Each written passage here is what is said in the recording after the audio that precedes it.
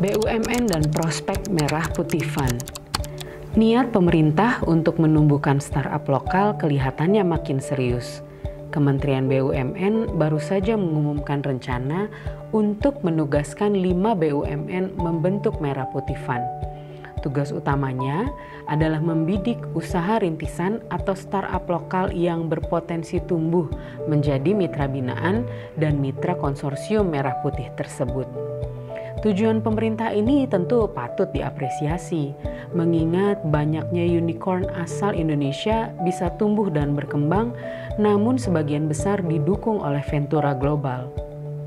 Kita melihat bagaimana startup yang bertumbuh merupakan kelompok bisnis besar seperti Goto, Bukalapak, Traveloka, didukung oleh raksasa investor seperti SoftBank, Alibaba, GIC, Google di masa awal pertumbuhannya.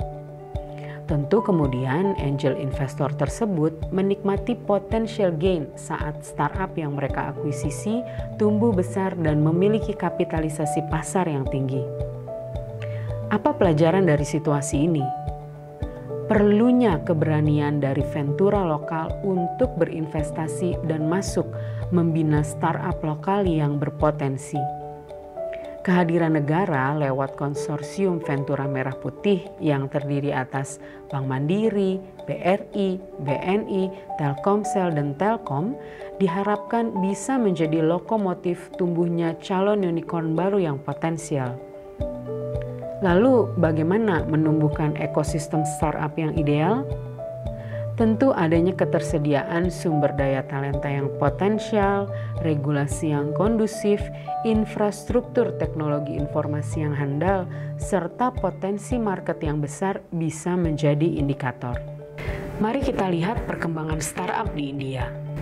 Tahun ini, India sedang mengalami booming initial public offering alias IPO dari beberapa unicorn atau dekakorn dan disambut meriah oleh investor. Go publiknya beberapa nama besar seperti Zomato, Oyo, Delhi Ferry, serta Paytm disambut dengan semarak.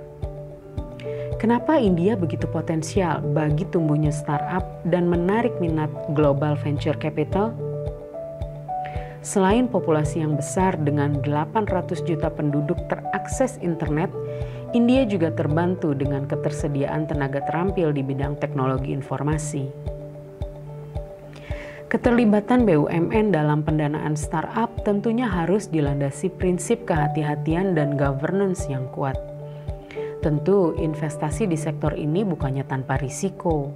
Namun, apabila pilihan investasi sudah didasarkan analisis studi kelayakan yang komprehensif, tidak ada benturan serta mitigasi risiko yang baik, maka investasi di startup menjadi cukup layak.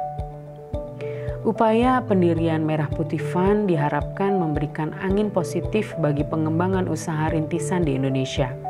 Paling tidak, ini menjadi alternatif bagi startup lokal. Mereka tidak harus lagi repot mencari sumber pendanaan asing untuk membesarkan bisnisnya.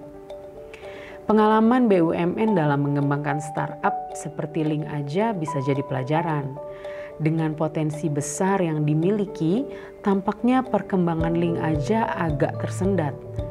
Bahkan akhirnya investor luar seperti Grab yang justru melihat peluang dan masuk sebagai salah satu strategic investor di Link Aja.